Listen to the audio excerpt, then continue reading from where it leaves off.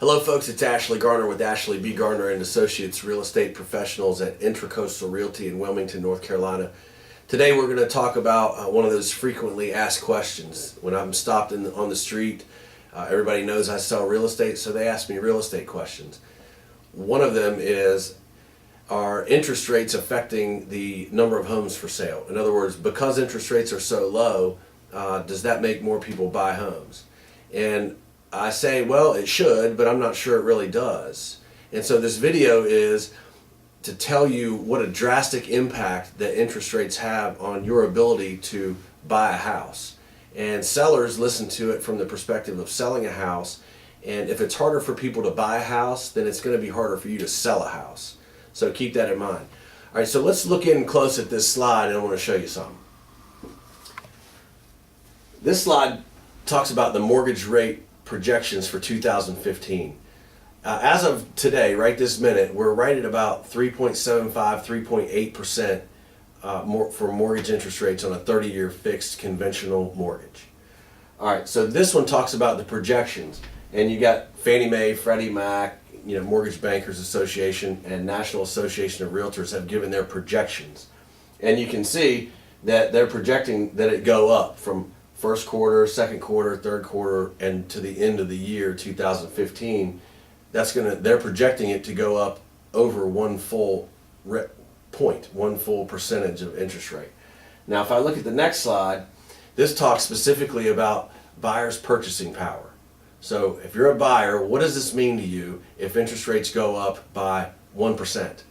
So this is a great slide because right now it's at 3.75% roughly. And for a $400,000 house, your mortgage payment would be $1,852. Say that's a key piece and you want to keep your payment at $1,850 right in there. You want the same payment. And say you wait a little while and the interest rate goes up by 1%. So we follow this line up here. There's that same payment, $1,862, roughly 18 and a half. So it goes up to $1,878 at a 4.75 interest rate, which is 1 point higher than we are now. And now you can only afford a $360,000 house. So one way to say it is, if the interest rate goes up by 1 point or 1%, your purchasing power goes down by 10%. Now, if you don't think there's a big difference between a $400,000 house and a $360,000 house, maybe call me and we'll go look at them and you'll see the difference for yourself. But I'll promise you that if I take you to look at a $400,000 house today and interest rates go up 6 months from now and we go to say and want to buy one that costs you the same amount and now only you can buy as $360,000, I guarantee you will notice the difference and you will not be happy with your decision to wait. So this is kind of a neat graph and we can apply it to any price range, but the bottom line is if interest rates go up a point right here, then your purchasing power goes down by 10%. So in conclusion, let's talk about this. If interest rates go up, it makes it more difficult for people to afford a house. So if you're a buyer, that's less of a house that you can buy or a less desirable area, for example. If you're a seller, that's that many fewer people that can afford to buy your house.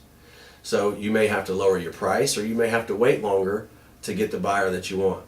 So interest rates absolutely affect home buying and home selling.